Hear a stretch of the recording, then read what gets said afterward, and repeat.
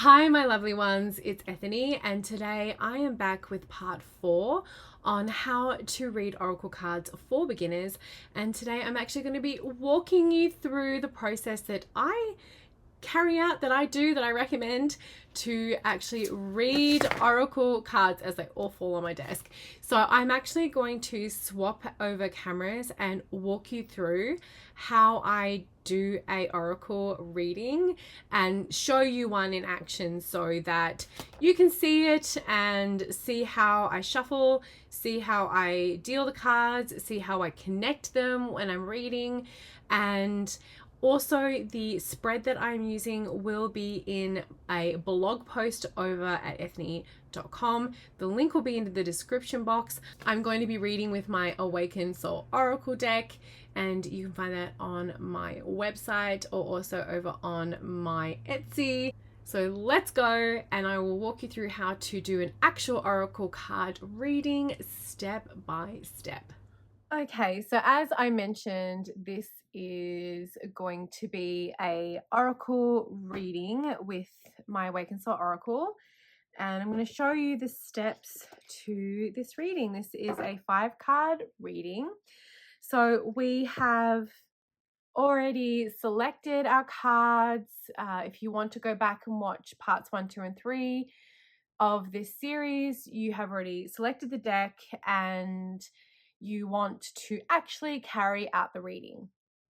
So the oracle spread that I'm using is a very versatile, sort of, I guess not run of the mill, but very easy to understand general situation. And so you can use it, adapt it however you like. So we've selected our spread. You can do a 1-card draw. You don't have to have a spread. It's completely up to you. But at this point, we have decided what our question is or what our query is or why we're coming to the cards. We have our deck that we've selected and we're carrying out the reading. So the first thing that I do is make sure they're all around the same way, is I will shuffle the deck and hold the question in my mind as I do so. These are quite large, so I will just riffle shuffle them and I will think about what I want to know, why I've come to the cards, the question that I have. Even if you're just doing a 1-card draw for daily guidance, you can just sit with that and have that as, what is the guidance that I need today from my guides? Or think about your question. Okay, you can shuffle any way you like. I've got lots of videos on how to shuffle. It's completely up to you. I don't read reversals, especially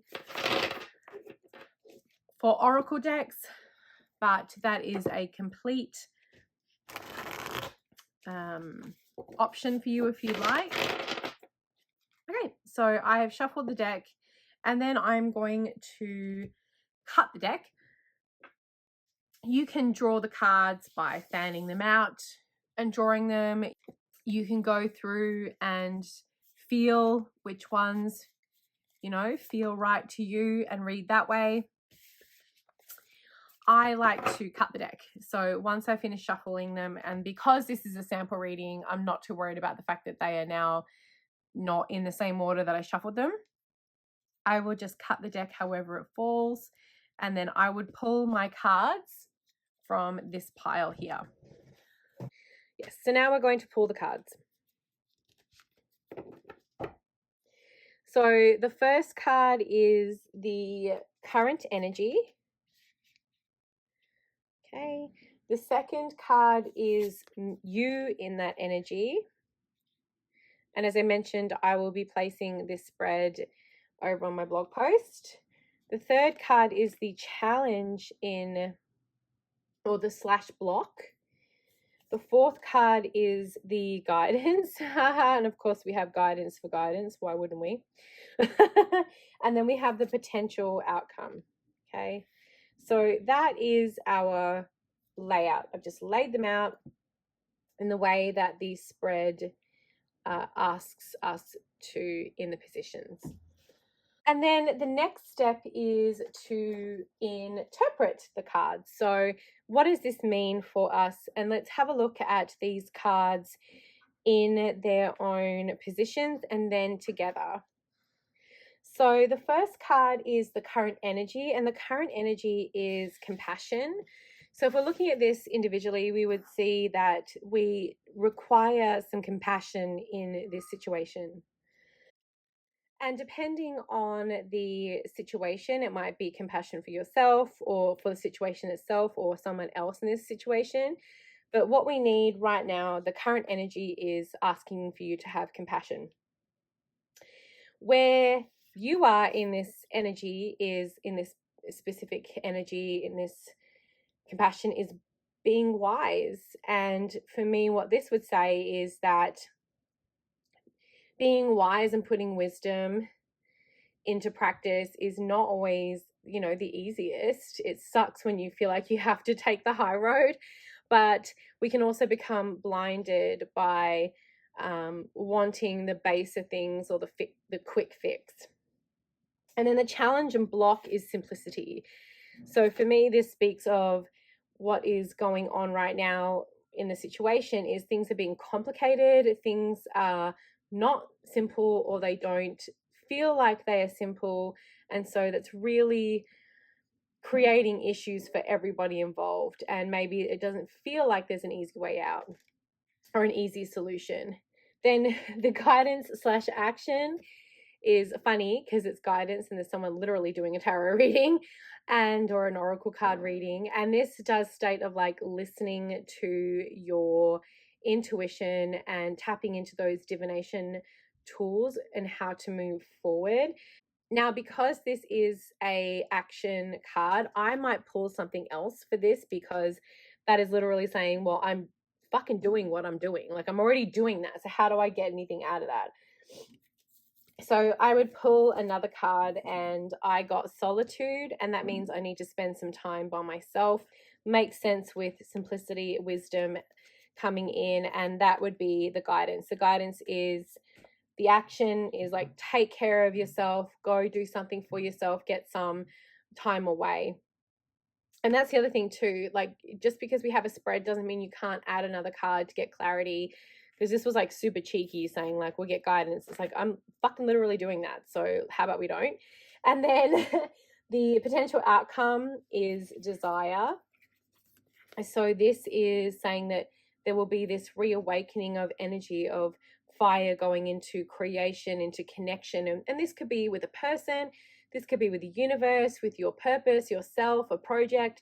It's just all that energy kind of going up. So that was how we would interpret each card in each position. And then we would look at how this overarching reading plays together. So how does this reading come together? So for me, if I was doing this for myself or a client, I'd say you really want to be compassionate in this situation. And this situation really calls for a lot of compassion for yourself, for other people. You know this to be true in your bones, the ancient wisdom that you have access to, your wisdom of your intuition knows that you need to be compassionate, and just, even if it hurts your ego a little bit to take the high road, we can. The trick here is that you think that the challenge, or you think that there is not a simple answer, but this card is telling me there absolutely is. This challenge and block is saying this is really very, very simple, and given some solitude and really listening to your inner guidance, you are going to find that simple answer. You just need to get away from a lot of the distraction and listen to yourself. And through that, you're going to find that desire. You're going to find that drive. You're going to find that reconnection with yourself or with the other person, with your purpose, and really be able to move forward. So this may be something that you talk out just like I did. It may be something that you write into a journal.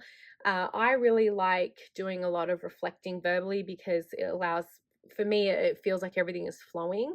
But you can absolutely write it. And then the next step you may want to take is to reflect on the reading. And that is maybe coming back in a couple of days, re-looking at the reading, writing it down in your journal so you can do so. It may be taking a photo of the reading and placing it somewhere so you can go and have a look at it later, even if it's just on your phone. Any way that you can come back and do some reflecting on what you're kind of working on, or if you have a tarot journal or a reading journal, to do that. And then it's really about closing the reading up. So if you like a lot of ritual and fanfare, you might have cleansed your deck and, you know, set everything out and called your guides in. But if not, and I wanted this to be very beginner friendly, you would just pop your cards back in your deck. And don't forget too that a lot of decks come with guidebooks. So don't forget to consult. I don't even have mine in here, but the Oracle deck, my Oracle deck does come with a guidebook. So if you do feel stuck, after you have given the reading a go yourself, I always encourage people to give the reading itself a go. Please don't forget you can always use the guidebooks as well. And they can be really helpful to maybe like inspire something, or there's a keyword that means something to you, or something is lit inside you. As I mentioned before, check if your Oracle decks have guidebooks, because if they don't, they are probably fake ripoffs. And if they're going for like $6 or something, they are definitely stolen artwork. But I hope that seeing this in action has helped. So there you have it, my lovely ones. This is just one of the ways that you can read your Oracle cards. It was a nice run through and a way for you to have a blueprint to move forward. I hope you enjoyed it, and I will see you next time.